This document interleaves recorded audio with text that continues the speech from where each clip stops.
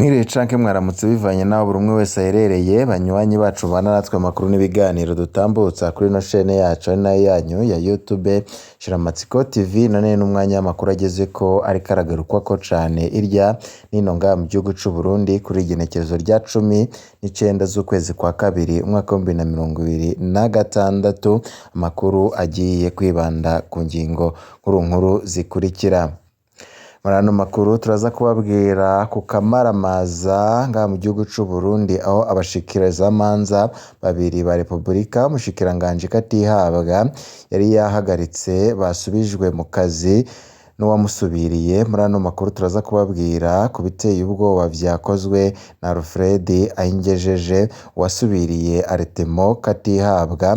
Muri ano makuru turaza kubabwira abo bari bakuriwe iki kuri ubu ngubu, aho bamwe n'abandi babona yuko ibiriko birabera ngaha mu gihugu c'u Burundi ari akamwana wa mama nimumara guheza mukumviriza ivyo Artemo Katihabwa yari yajijije bano bashikirizamanza babiri, aho bamwe n'abandi babona yuko ubutungane kuri ubu ngubu buriko burapfa ngaha mu gihugu c'u Burundi.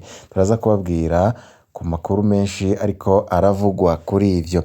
Muri ano makuru kandi turaza no kubabwira andi makuru ariko aravugwa cane, aho hari inkuru ibabaje iriko iravugwa Nyanza, aho umugabo yaraye akereye izosi umukenyezi wiwe n'umwana hamwe n'umugore wundi mubanye. Turaza kubabwira ibijanye n'ino nkuru y'umubabaro iriko iragarukwako cane ngaha mu gihugu c'u Burundi.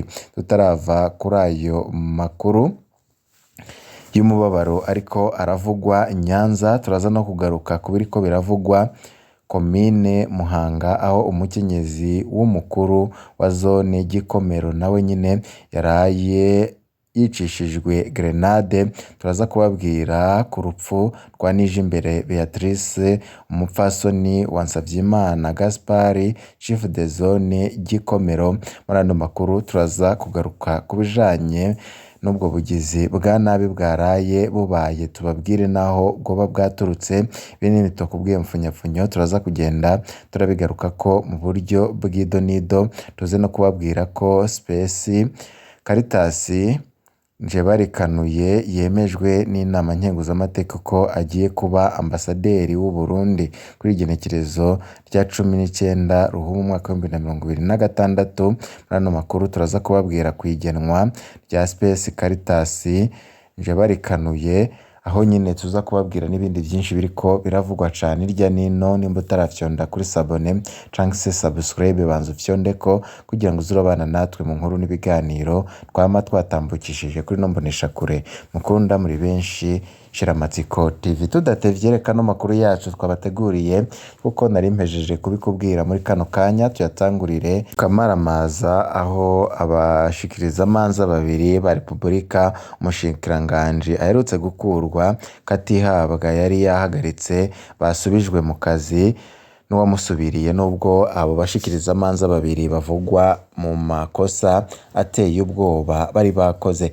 Kuko tubisoma mw'itegeko ry'umushikiranganji w'ubutungane Alfred Ayingejeje ritewe ko umukono igenekerezo rya 13 Ruhuma mwaka wa 2026, abashikirizamanza babiri Patrice Niyonzima yashizwe kuri sentare nkuru ya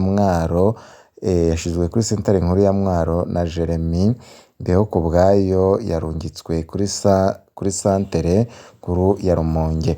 Uwahora ari umushikiranganji w'ubutungane Artemo Katihabwa yari yahagaritse mu mabanga Patrice Niyonzima yo kuba umushikirizamanza mukuru wa Repubulika i Bujumbura hari igenekerezo rya 14 Gitugutu umwaka wa 2025.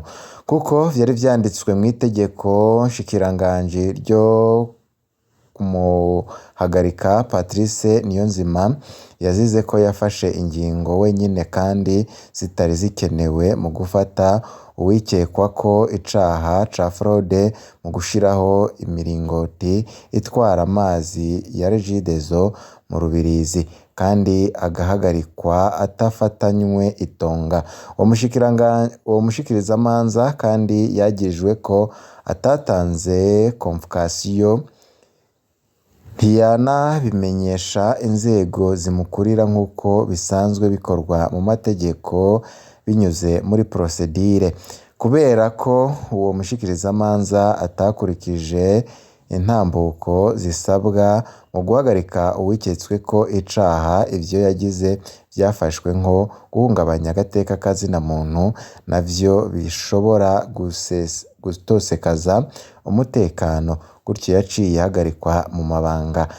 Jean Marie Ndihokubwayo we yahora ari umushikirizamanza wa Repubulika muri Muha yakuwe mu mabanga kuko yagirijwe guhagarika bidaciye mu mategeko Umurundi afise ubwenegihugu bwa Leta Zunze Ubumwe za Amerika yaraje mu gihugu ciwe c'amavukiro.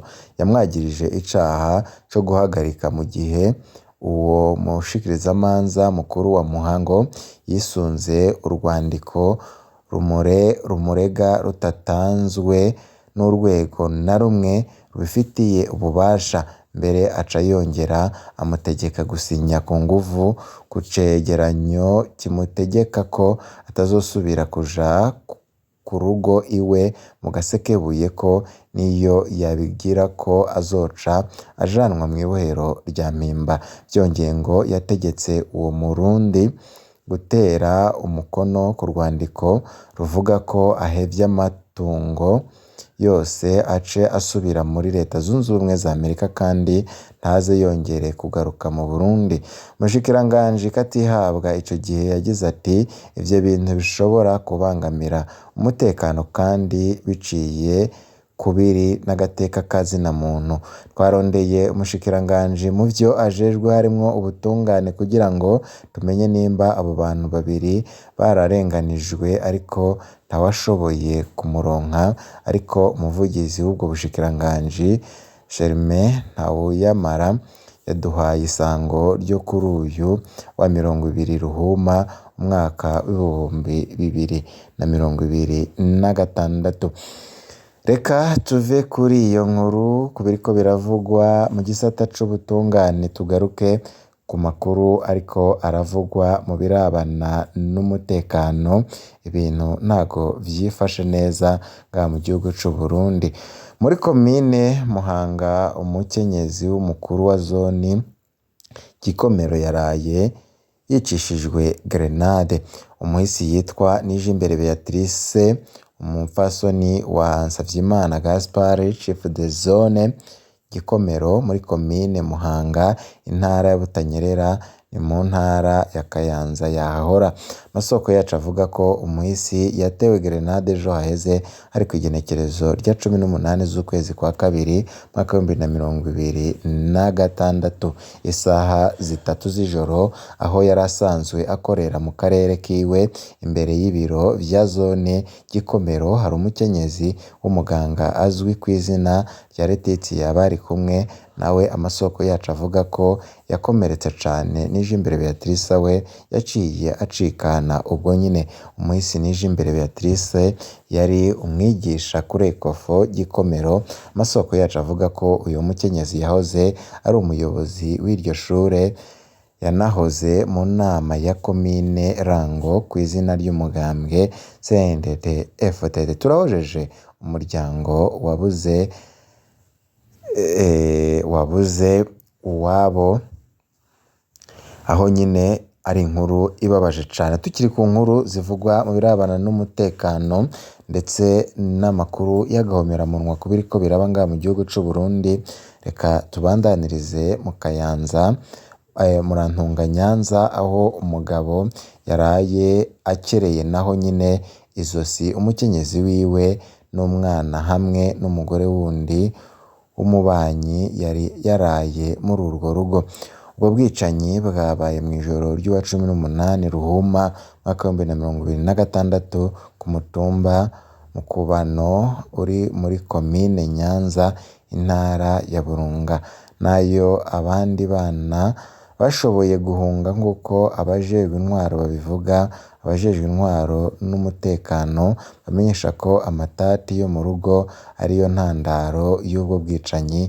Amatohoza akaba akibandanya kugira hamenyekane imvo nyamukuru. Tukaba twabwira ko uwahejeje gukora iryo bara ngo wagira ngo yari yabiteguye kuko ivyiwe byose yari yabikuye ngaho abijana ahandi hantu. Twaba twabwira yuko yari afise nyine n'abandi bana, ngo yari afise umugambi wose wo kubagandagura, ariko abana nyine bamwe bakaba bahejeje kuyanyaga barahunga, kuko amakuru dukesha amasoko yacu abivuga.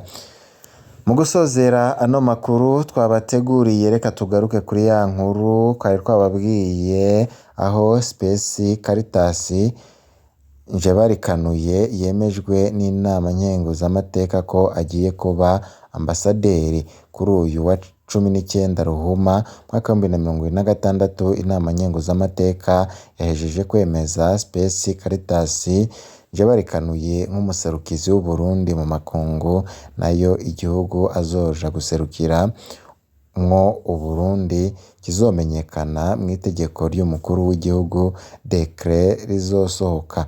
Akaba yemejwe amajwi 100% y'abagize inama nkenguzamateka bose igitega, nkuko amasoko yacu mu nama nkenguzamateka abivuga. Banywanyi bacu kandi ngo duce dusozera ageze ko reka aragaruka ko cane irya nino ngaha mu gihugu c'u Burundi, bibutsa yuko amakuru yacu arakagaruka mu kandi kanya tuze guhura mu yandi makuru azaba agezwe ku fyonda kuri sabone uzuba mbere ushikirwa navyo. Bibe byiza kuri mwese, nivyo ndabivurije.